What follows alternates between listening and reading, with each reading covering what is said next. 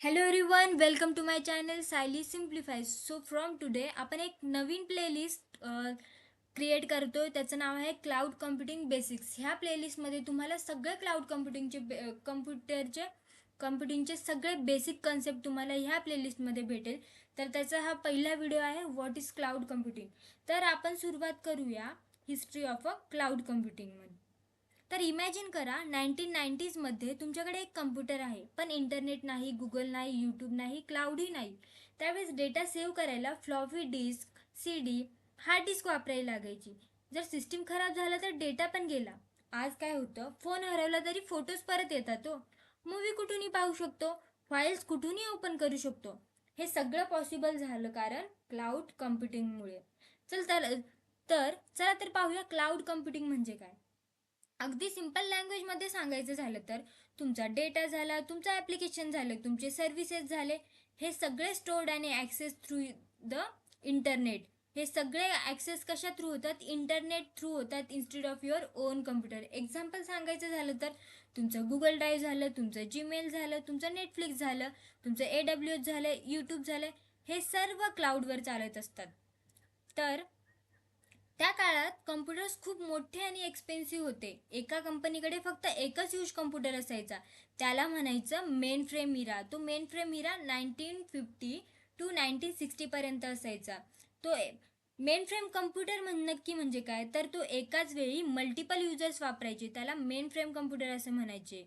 So आता हे imagine करा, तुम्ही एका गावात फक्त एकच वॉटर टँक आहे, सगळे लोक त्यातून पाणी घेतात. सेम वे एक कम्प्युटर अनेक युजर्स वापरतात, याला म्हणतात टाइम शेअरिंग.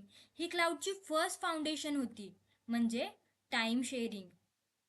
तर ह्या इंटरनेटचा नक्की बॉर्न कसा झाला नंतर काय झालं, 1970 to 1980 हे सायंटिस्ट खूप विचार करू लागले. एका कम्प्युटरला दुसऱ्या कम्प्युटरशी कनेक्ट करता येईल का? येतं का करता एका कम्प्युटरला दुसऱ्या कम्प्युटरशी कनेक्ट करता? हाच विचार तेव्हाच्या सायंटिस्टनी केला. मग तयार झाले अर्पानेट. तर हेच पुढे बनलं होतं की इंटरनेट बनलं होतं. मग इंटरनेट म्हणजे नक्की काय, तर global networks of computers. Multiple computers world wide connected झाले. यामुळे data transfer, communication, file sharing सगळं पॉसिबल झालं. तर पुढे आलं डेटा सेंटर. मग कंपनीजला खूप डेटा स्टोअर करायचं होतं, त्यासाठी त्यांनी तयार केले डेटा सेंटर. मग पुढे आलं सर्व्हर.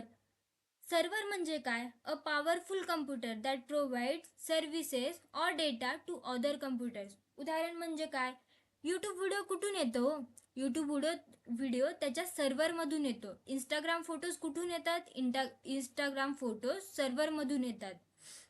तर डेटा स्टोअर करण्याची जागा म्हणजे काय, तर त्याला स्टोरेज असं म्हणतात. त्याचे टाईप्स काय आहेत, HDD, hard disk drive, SSD, cloud storage. तर ह्या सगळ्या ज्या कन्सेप्ट आहे आपण नॉन IT बेसिक्स ह्याच्यामध्ये पाहिलेले आहेत. जर कुणाला ह्या कन्सेप्ट माहिती नसतील तर तुम्ही नॉन IT बेसिक्स ह्या प्लेलिस्टमध्ये जाऊन ह्या सगळ्या कन्सेप्ट तुम्ही परत ते रिवाईज करू शकता, परत तुम्ही पाहू शकता. डेटा सेंटर्स आपण पाहिलेले. तर आता आपण पाहूया की व्हर्च्युलायझेशन. सो व्हर्च्युलायझेशन नक्की म्हणजे काय, ह्या टर्मचा जन्म कसा झाला असेल. सो 1990 to 2000 पहिले काय होतं, वन सर्व्हर म्हणजे एकच काम व्हायचं, one server is equals to one work. So मग काय झालं, प्रॉब्लेम काय होते, सर्व्हर फुल्ली हे युटिलाइज नव्हते, सगळे सर्व्हर हे फुल्ली युटिलाइज नव्हते. मग आला व्हर्च्युलायझेशन. व्हर्च्युलायझेशन म्हणजे काय, एका फिजिकल सर्व्हरमध्ये मल्टिपल व्हर्च्युअल सर्व्हर्स तयार करता येऊ लागले. म्हणजेच त्याचं एक्झाम्पल असं की एका घरात मल्टिपल रूम्स आहेत. यामुळे कॉस्ट कमी झाला, परफॉर्मन्स वाढली, फ्लेक्झिबिलिटी मिळाली. परत मी तुम्हाला समजून सांगते की व्हर्च्युअलायझेशन म्हणजे काय. एका फिजिकल सर्व्हरमध्ये मल्टिपल व्हर्च्युअल सर्व्हर्स तयार करता येऊ लागले. आपण सर्व्हर म्हणजे काय पाहिलेलेच आहे. त्याच्यामुळे सगळ्याच कन्सेप्ट आपण नॉन IT बेसिक्स ह्या प्लेलिस्टमध्ये आपण कव्हर केले. त्याच्यामुळे ज्यांनी ते पाहिले असेल त्यांना हे सगळं खूप इझी जाणार आहे. तर आता पुढे पाहूया की ह्या क्लाउड कम्प्युटिंगचा बर्थ कसा झाला, कसं काय आलं हे क्लाउड कम्प्युटिंग. सो कंपनीज विचार करू लागल्या की y by expensive servers, why not rent servers through the internet. काय एक्सपेन्सिव्ह सर्व्हर विकत घ्यायचे, हे आपण इंटरनेटवर का नाही देते रेंटवर. आणि इथून सुरू झाला क्लाउड कम्प्युटिंगचा फंडा. ह्याच्या थ्रू झाला AWS चा बर्थ. मग 2006 मध्ये काय झालं, ॲमेझॉन वेब सर्व्हिस लॉन्च झाली ॲमेझॉन थ्रू. ते म्हणाले take servers on a rent whenever needed. जेव्हा तुम्हाला लागेल तेव्हा सर्व्हर्स तुम्ही रेंटवर घ्या. आणि ह्यांनी काय केलं, सगळा एंटायर IT हिस्ट्री चेंज केली ह्या एका डिसिजनमुळे. सो ह्याच्यामध्ये आपण सगळं कवर केलेलं आहे. क्लाउड कम्प्युटिंग म्हणजे काय, त्याचे बेसिक्स पण आपण थोडेसे हायलाईट केलेले आहेत, जसं की रिवाईज केलं आहे, जसं की डेटा सेंटर, सर्व्हर, स्टोरेज वगैरे. तर ही झाली पूर्ण होल क्लाउड कम्प्युटिंगची हिस्ट्री.